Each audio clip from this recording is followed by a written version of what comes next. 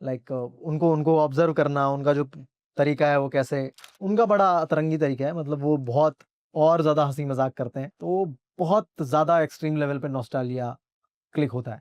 I think हाँ, इसी के अराउंड बहुत टफ पेपर आया था हमारे टाइम, बहुत ही ज़्यादा टफ। जीतू भाई, जीतू भैया और सचिव जी दिल के ज़्यादा क्या करीब है?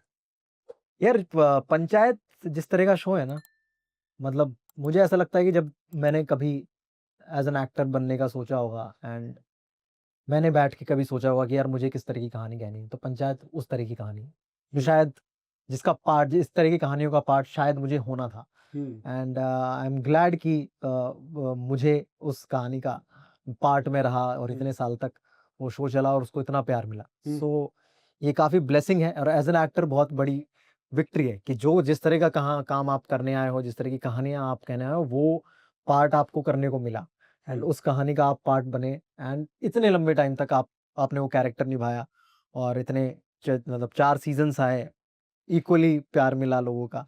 सो I will count it as blessing. Hmm, uh uh, Kota factory मुझे लगता है कि बहुत मतलब उसमें एक एक एक अलग आर्ट सी चीज़ें हैं कोटा फैक्ट्री में, वो कैरेक्टर करने में या जिस तरीके से वो सेट पे भी परफ़ॉर्म करवाया जाता है डायरेक्टर्स के थ्रू, हुँ, तो वो थोड़ा अलग तरीके से हुँ, परफ़ॉर्म किया जाता है। हुँ, तो उसकी फीलिंग अलग है, अलग है। उसका उस कोटा फैक्ट्री के सेट पे होना इज़ अ डिफरेंट फीलिंग। हुँ, ठीक है, ऐसा लगता है कि हाँ, टेक्स तुम you back to your college days और योर स्कूल डेज़? हाँ, mostly when when I go to Kota हमेशा, क्योंकि पहला सीज़न तो पूरा कोटा में शूट हुआ हुँ, था। हुँ, हुँ। सेकंड सीज़न हम लोग कोविड के टाइम पे शूट कर रहे थे, तो कुछ पार्ट कोटा में तो शूट उसमें हुआ था। नॉस्टैल्जिया शायद ज़्यादा हाँ, आपके तो लिए। जब कोटा जाना होता है ना, तब बहुत नॉस्टैल्जिया होता है, बहुत एक्सट्रीम, मतलब हुँ, मैं एक्सप्रेस नहीं कर सकता। और हमेशा ऐसा लगता है कि यार अब तो हो गया टाइम, मतलब हुँ, शायद इस बार उतना नॉस्टैल्जिक ना फील हो।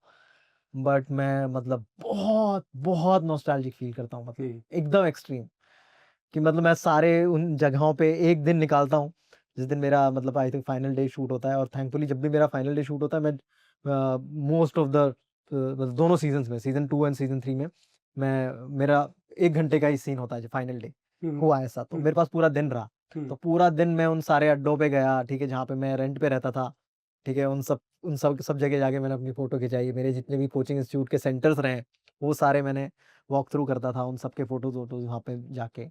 तो बहुत ज़्यादा एक्सट्रीम लेवल पे नॉस्टैल्जिया क्लिक होता है। बहुत डिफरेंट टाइम था जब कोटा गए थे और हुँ, 14-15 साल के पहली बार घर से बाहर निकल रहे हो, सारी चीज़ें तुमने वो सारे एक्सपीरियंस पहली बार तुम अकेले कर रहे हो, हुँ, विदाउट योर फैमिली, क्योंकि मतलब जनरली फैमिली साथ में होती है या भाई, कज़िन्स, राइट। सिस्टर्स ये तुम्हारे साथ होते हैं, हुँ, जो भी फन चल रहा है स्कूलिंग तक। But Kota was different. पहली बार हुँ, तुम अननोन लोगों से दो मतलब खुद से दोस्ती करते हो। अब तक क्या है कि हाँ, स्कूल हुँ, के दोस्त बन गए।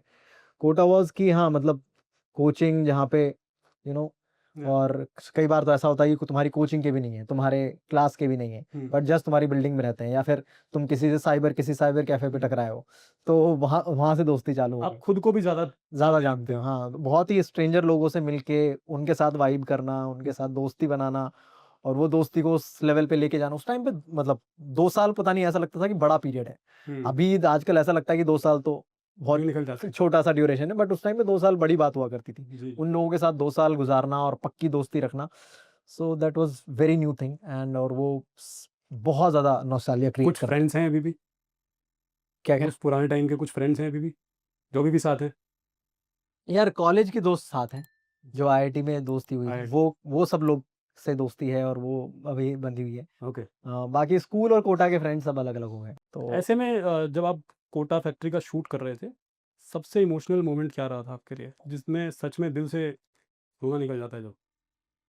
आई थिंक वो 2 बिट्स थे। एक तो जो सीज़न 3 में पॉडकास्ट वाला सीन है, जहाँ पे वो एनालॉजी बता रहा है, वो एनालॉजी बहुत दिल के करीब है, जहाँ पे वो बोलता है कि मतलब लोग 1 नंबर से रह जाते हैं। मान हुँ, लो अगर 200 नंबर का पेपर है हुँ, हुँ, और 150 नंबर पे सिलेक्शन होना है, हुँ, तो 149 वाले का सिलेक्शन नहीं होता है। नहीं होता। तो वो 1 नंबर की वजह से वो मतलब उसको हम किस लेवल पे कैसे क्या जज जज करोगे?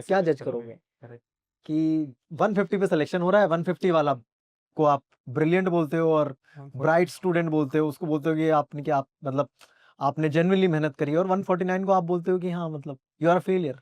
एक नंबर की वजह से वो राइट। इतना बड़ा एक उस टाइम के हिसाब से एक स्टारडम होता है उस बंदे का जो आईआईटी क्लियर करता है अपने जी। होम टाउन पे या हुँ। कोटा जैसी जगह में, वो उसको उतनी ज़्यादा अच्छा फ़ील कराया जाता है उसको उस टाइम हुँ, के हुँ। लिए। एंड जो 1 नंबर से या आधे नंबर से रह जाता है, इट डज़न्ट मैटर, मतलब वो उसके 149 मार्क्स, इट डज़न्ट मैटर, मतलब उसकी मेहनत, इट्स उसका ज़ीरो। वो he is just called a zero और अ फेलियर। या तो वो जो पूरा पॉडकास्ट वाला एक सीन है उसमें, हुँ। तो वो उसमें जो एनालॉजी दिखाई है कि यार 1 नंबर से कोई अगर रह जाता है तो उसको तुम फेलियर नहीं बुला सकते, हुँ। मतलब देयर आर अपॉर्चुनिटीज़ और मतलब तुम करते हो, तो वो बहुत आपके कितने आए थे? याद नहीं है, बट हमारे टाइम में बहुत टफ पेपर आया था, तो बहुत कम मार्क्स वालों को, जब टफ पेपर आता है ना, तो ईज़ी हो जाता है सिलेक्शन। ईज़ी नहीं होता, मतलब कम मार्क्स पे आपका सिलेक्शन हो जाता मतलब 125 है। हाँ, हाँ, 120 110 मेरा 110 120 के अराउंड ही था शायद। अच्छा, तो हाँ, बट वो भी हाईएस्ट में ही आ रहा होगा। हाँ, तो वो और मैंने काफ़ी टाइम तक बात नहीं करी थी किसी से, अच्छा, दोस्तों से कि अपने क्योंकि यही डिस्कशन होना है ना कि कितने मार्क्स आए। डर का माहौल था। हाँ, डर का माहौल था, तो किसी ने बात नहीं की, तो आई थिंक हाँ, इसी के अराउंड बहुत टफ पेपर आया था हमारे टाइम, बहुत ही ज़्यादा टफ। अ, पंचायत में आपकी जो केमिस्ट्री है विद रिंकी, हुँ। थोड़ी-सी उस पे बात करेंगे। सान्विका जब यहाँ आई थी, तो उन्होंने बताया था कि सान्विका और आप काफ़ी एक जैसे हैं।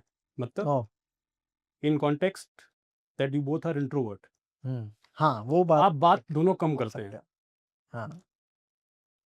ऐसा है क्या? आप इंट्रोवर्ट हैं? हाँ, मतलब बातें बहुत ज़्यादा करनी आती नहीं है, मतलब बहुत ज़्यादा बातें होती नहीं है हुँ, और तो समझ नहीं आता कि कैसे कन्वर्सेशन स्टार्ट किया जाए किसी नए अनजान व्यक्ति के साथ। ऑफ़ कोर्स मतलब जब हुँ, दोस्त बन जाते हो तो तुम्हें बहुत सारी बातें मिल जाती हैं करने के लिए, हुँ, कन्वर्सेशन पॉइंट्स बहुत मिल जाते हैं, तो तुम बात कर पाते हो। हुँ, बट किसी नए आदमी के साथ बात करना, स्टार्ट करना, it's a skill, proper art है वो, हुँ, ठीक है? तुम कैसे आइस ब्रेक करोगे और हुँ, कहाँ से कन्वर्सेशन शुरू करोगे, कैसे कन्वर्सेशन की वाइब गेज करते हुए आप कन्वर्सेशन को आगे बढ़ाओगे कि दोनों कंफर्टेबल फ़ील करें और एक अच्छा कन्वर्सेशन हो जाए। तो ये राइट, मुझे लगता है ये प्रॉपर स्किल है हुँ, और ये बहुत अच्छी आर्ट है एंड जो जिन लोगों को ये करना आता है, हुँ, दे आर ब्लेस्ड, हुँ, क्योंकि बहुत अच्छी चीज़ है, जिनको हुँ, बातें करना आता है और जिनको नए इंसान के साथ बैठ हुँ, के वो घंटों बातें कर सकते हैं, बातूनी नहीं होते हैं। हुँ, तो मुझे लगता है कि दोज़ पीपल आर ब्लेस्ड और ये बहुत अच्छी चीज़ होती है। ओके। हुँ, हुँ। सो एक when you know that you do limited communication with hmm, the people around you, तो जैसे रिंकी की बात कर रहे थे, तो रिंकी के साथ जो केमिस्ट्री आपने डेवलप की, बिना ज़्यादा कम्युनिकेशन के, हाँ, ना हार्डली ना उनकी तरफ से, ना आपकी तरफ से, तो कॉमेडी टाइमिंग तो सबको पता है कि आपकी लाजवाब है, तो वो तो हमेशा ऑन पॉइंट रहती है। तो उसके साथ-साथ एक जो रोमांस बिल्ड हुआ, कॉमेडी के साथ-साथ जो रोमांस बिल्ड हो रहा है और जो ऑकवर्डनेस है, वो बहुत सटल ऑकवर्डनेस है दोनों के बीच में, हुँ, जो जनरली रहता है जब लोग नहीं बात करते हैं, लोग 2 लोगों को नहीं पता आपस में कैसे बात करें, बट हुँ, एक अट्रैक्शन है। हुँ। तो वो कैसे बिल्ड हुआ? वो क्या क्या बहुत बहुत नेचुरल था? हाँ, बहुत नेचुरल और ऑर्गेनिक था, मतलब स्क्रिप्ट में generally situations are more awkward, दोनों एक्चुअली स्क्रिप्ट में ऐसी चीज़ें हैं कि ग गा एक शहर का आदमी है, गाँव की लड़की है जिनको प्यार हो गया, मुझे लगता है कि हाँ, रिंकी का कैरेक्टर फिर भी थोड़ा-सा एक्स्ट्रोवर्ट है, वो बातें कर देती है या बोल देती है कुछ। हुँ, हुँ, बट हाँ, सचिव जी उतने एक्स्ट्रोवर्ट नहीं है कि वो अपने दिल की बात इतना खुल के बता पाएँ इन द स्क्रिप्ट। हुँ, तो वो वैसा है स्क्रिप्ट की बात करें तो। बट विद टाइम मतलब हमारे कम्युनिकेशन बेटर हुए हैं, हम लोगों ने मतलब बातचीत करना स्टार्ट स्टार्ट किया है हुँ, ऑफसेट, हम लोग बातचीत कर लेते हैं, हुँ, चिल भी कर लेते हैं कभी-कभी ऑफसेट। बट हाँ, पहले बिल्कुल नहीं था। आई थिंक सीज़न 1 सीज़न 2 में हुँ, उतनी बातचीत नहीं होती थी, हुँ, हुँ, ठीक है? अपना अलग दोनों चुप-चुप रहते थे। But I think with time with seasons वो बेटर हुआ है। लास्ट 2 सीज़न्स में हमारी पहले से ज़्यादा बातें हो जाती हैं हुँ, ऑफसेट, हुँ, हुँ, ठीक है? तो वो वैसा है, एकदम चुप नहीं है अभी। हुँ। लास्ट तक रुके हो मतलब क्लिप आपको इंटरेस्टिंग लगी तो subscribe to digital commentary clips और फुल पॉडकास्ट तो इससे भी ज्यादा इंटरेस्टिंग है जिसका लिंक आपको डिस्क्रिप्शन बॉक्स में मिल जाएगा।